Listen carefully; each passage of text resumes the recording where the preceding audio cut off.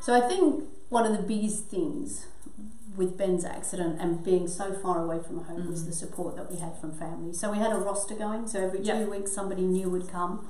And one of the biggest problems with the 2-week roster is that you'd just get somebody trained onto how to help you and do things like that, and they were off and you'd have a new one coming in. But that support was so important to me. I could not have done it without the family. Absolutely.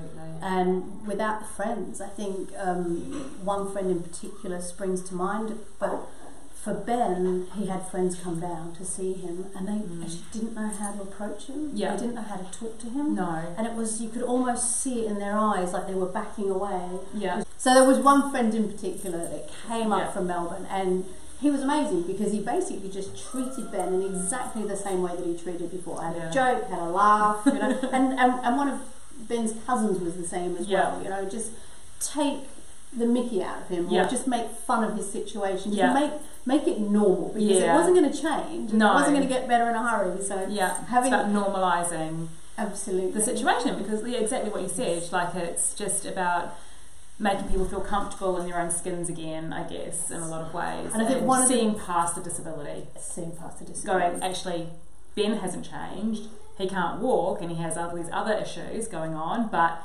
he's still the same person. He's still Ben. He's still Ben. And for me, that was really important. So we did have one member in the family that sort of strikes me in particular that said, "Oh, he's spilling his food. You know, do you think we should get him like a bib?" I was like, "No!" You know, like it didn't matter that he couldn't use his fork yet. You know, like he just needed to feel as normal as he could. And absolutely. So as a mum, you're fighting these things. You want people to come in and treat him normally, but there was always these suppositions and people that were really nervous around him, and that was really hard because you felt like as a mum you wanted to protect him against it, but you actually couldn't. No, you know, because they'd come in anyway. And that's something that he was going to have to learn in his own right as well, and that's something that I think Ben still learns on a daily basis, of people actually not treating him like normal. Yes. You know? Absolutely. Absolutely. And as much as you try to protect him, that was going to be something he's going to come up against all his life.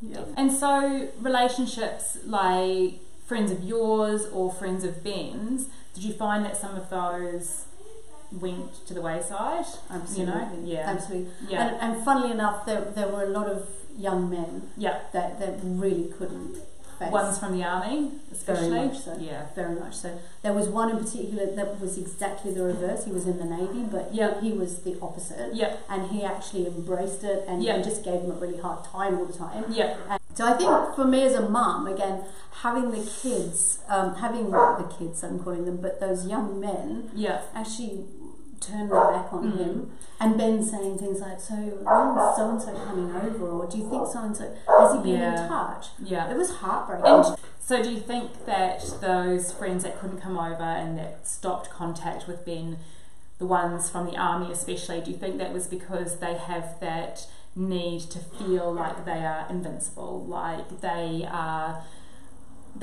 harm can come to them, but Ben is proof that that's not true?